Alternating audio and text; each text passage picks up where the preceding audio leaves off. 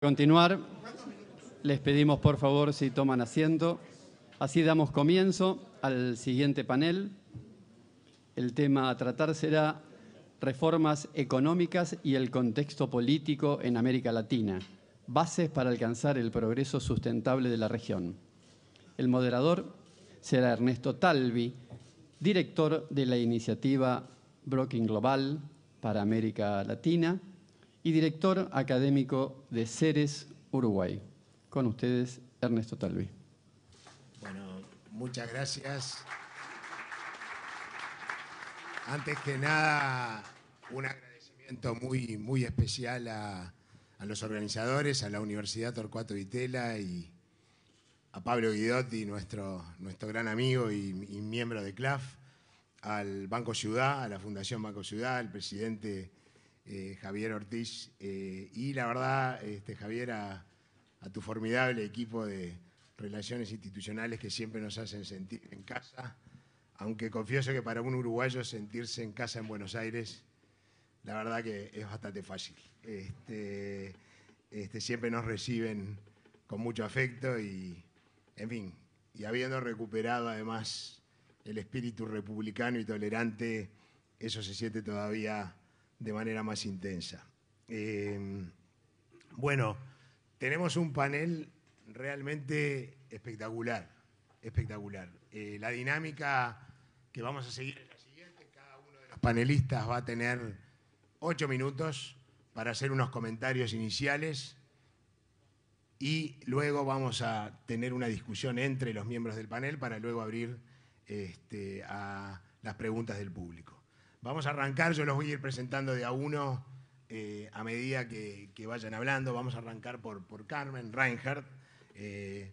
Carmen tiene una carrera académica destacadísima también en el Fondo Monetario, es profesora de la Escuela de Gobierno de Harvard, la autora de un bestseller mundial que escribió junto a Ken Rogoff, que se llama Esta vez es diferente, 800 años de locura financiera. En fin, estudió 800 años, así que viene a cuento de la locura en la que estamos metidos ahora en el último año y medio. Obtuvo su doctorado en la Universidad de Columbia, así que fue estudiante de Guillermo Calvo. También lo fui yo, que hice mi tesis doctoral con él, así que hay muchos Calvo boys y girls acá. Así que bueno, mira, Carmen, quería simplemente para arrancar preguntarte, y un poco Guillermo ya nos facilitó la labor, porque parecería que estamos en una suerte de, no sé si llamarle locura financiera, pero yo veo los números y digo, emisiones de deuda de países emergentes pasaron de 350.000 millones de dólares en el año 2015 a 870.000 millones de dólares ahora, digamos, y que está emitiendo Irak, Costa de Marfil en medio de un motín militar, Ucrania, Egipto, en fin, créditos que uno presume que no son del todo fiables. Entonces, la pregunta que te haría es, ¿cuán dependientes estamos de estos flujos? ¿Estamos ante otro episodio de plata dulce a nivel mundial? ¿Cuán grandes son los riesgos de una reversión por cambios en las políticas globales de la Fed o de Trump? ¿Y estamos nosotros en América Latina preparados para enfrentar una reversión? Bueno, quisiera aclarar que no viví los 800 años.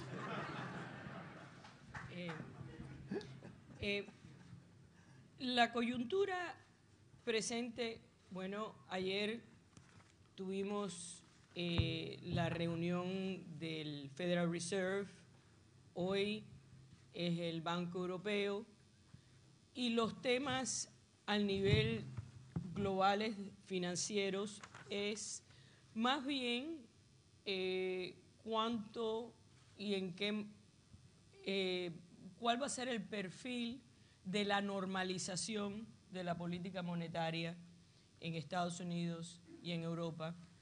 En Japón no se está hablando de normalización en el futuro cercano, pero ¿Qué implica eso para los países emergentes, para los flujos de capital y para la Argentina en particular? Bueno, yo quisiera comenzar, Ernesto es un policía muy serio, así que tengo que tomarme los 8 minutos que me dijo que tenía en serio. Pero quisiera comenzar con que para la Argentina es un caso distinto a otros emergentes en el sentido siguiente. La Argentina estuvo fuera de los mercados de capital por muchos años, mientras que la bonanza de precios primarios de commodities estaban dando, mientras muchos países emergentes tuvieron un boom tanto en flujos de capital como en crecimiento económico. La Argentina entra al mercado de capital en su propio momento después del cambio de gobierno. Entonces eso pone es un reto especial en el sentido de decir cuánto de lo que se ha visto de allá para acá es lo que nosotros decimos un once and for all, un salto once and for all, y cuánto es sostenible. Es decir, cuánto es algo que uno puede decir, bueno, el año que viene uno puede contar con tanto y el año después uno puede contar con tanto. Quisiera tratar ese tema porque creo que es importante. Argentina está ausente de todos los índices, de los mutual funds, de los inversores globales. Entonces la reentrada a esos índices implicó un gran apetito por emisiones de deuda de la Argentina. Tanto del gobierno como de las provincias, incluso ahora también eso se está traduciendo a deuda privada. Pero hay que distinguir que esa reentrada no es algo que ocurra todos los años. Así que desde ese punto de partida me gustaría plantear que la perspectiva debe ser cautelosa. Quisiera recalcar el punto que hizo Guillermo, que los mercados financieros globales siempre han sido volátiles, el apetito para países emergentes siempre ha sido volátil y que ese punto dulce que tuvo la Argentina no se va a repetir, no por necesariamente algo que haga Argentina, sino por el hecho de que ya reentró. Y a eso me lleva ahora al tema del apetito por riesgo. Si bien, como dijo Ernesto, en este último año y medio se han visto emisiones de crédito, emisiones de bonos de distintas partes del mundo que son asociados con alto riesgo. Es decir, hay mucho apetito por el sencillo hecho de que todavía alrededor de 30% de la deuda de los países avanzados está transando a niveles de tasas de intereses nominales negativas. Es decir, que el search for yield, esa búsqueda de retorno está ayudando a la Argentina mucho. Eso me lleva a un punto de partida que me gustaría recalcar. La disciplina en el periodo inmediato que miramos hacia adelante. Este es un punto que ya lo hice el año pasado, hay que decir. La disciplina en el corto plazo no va a venir de afuera, posiblemente. Ya cuando la disciplina viene de afuera ya generalmente es demasiado tarde. Es todo ese tema de que los mercados disciplinan y hay que tomarlo con no un grano de sal, sino con muchos granos de sal. Porque generalmente cuando esa disciplina llega ya es un proceso bastante avanzado y bastante abrupto que lleva a los sudden stop a la calvo. Es decir, que un reto de política inmediato es cómo manejar los flujos que van a seguir entrando, aunque no creo que van a ser de la orden de magnitud de lo que se ha dado en el último periodo. Ahí viene todo el tema que me gustaría tocar de la conexión de flujos de capital con crédito doméstico. Nuestros colegas en CLAF, Uno de ellos es Enrique Mendoza. Él y Marco Terrones han hecho lindo trabajo también sobre la conexión de crédito externo y crédito doméstico. En base a su análisis, es una conexión bastante estrecha. Generalmente el crédito al exterior se abre y luego sigue el boom crediticio doméstico. Yo quisiera recalcar algunos de los puntos que Guillermo hizo en su charla, de que en términos de riesgo, siempre existe el riesgo de que ocurra algo que lleve a una reorientación, y luego voy a hablar para finalizar del plan de la reforma tributaria en Estados Unidos, cómo puede impactar a los emergentes. Pero los cambios y los riesgos no solamente vienen de afuera, sino también de adentro. Y es muy difícil, es muy fácil para mí sentar y hablar mirando hacia atrás de qué es lo que era una tendencia y qué es lo que era un overshooting, es decir, el irse muy por encima de esa tendencia. Todo el mundo en esta habitación yo creo que está de acuerdo que la Argentina necesita profundizar su sector financiero. El nivel de crédito como porcentaje del PIB es uno de los más bajos entre los países emergentes de ingreso comparable. Pero la velocidad puede matar. Si la experiencia de otros países, y es muy difícil decir lo que está ocurriendo ya es overshooting o es irse en esa tendencia. Hay que tener mucho cuidado con la expansión crediticia, y ahí yo recalcaría instrumentos macroprudenciales. Yo sé que eso también se va a discutir en el balance de este día. Los boom de crédito, si ocurren en corto orden, generalmente involucran préstamos de dudosa calidad, véase el subprime también en Estados Unidos. Como conclusión, quisiera ahora, ese es un riesgo doméstico, pero está muy conectado al acceso de mercados de capitales. Es decir, hay que ser mucho más cautelosa en esa dimensión ahora que cuando los flujos no existían. Estados Unidos, ¿qué riesgo puede venir de ahí? Bueno, si bien ha disminuido los riesgos del peor escenario de proteccionismo de Trump, yo creo que un riesgo para los emergentes y para la Argentina en particular, porque Argentina sigue siendo una economía muy dolarizada, es algo que Guillermo también mencionó, que era un factor importante del desenvolvimiento macroeconómico en la etapa de Volcker y de Reagan. Era la combinación de política fiscal expansiva, que es lo que estamos viendo con la modificación al sistema de impositorio en Estados Unidos, y política monetaria más restrictiva. Esa combinación de política de tight money y loose fiscal generalmente ha sido asociada con un aumento en tasas de intereses y una apreciación del dólar.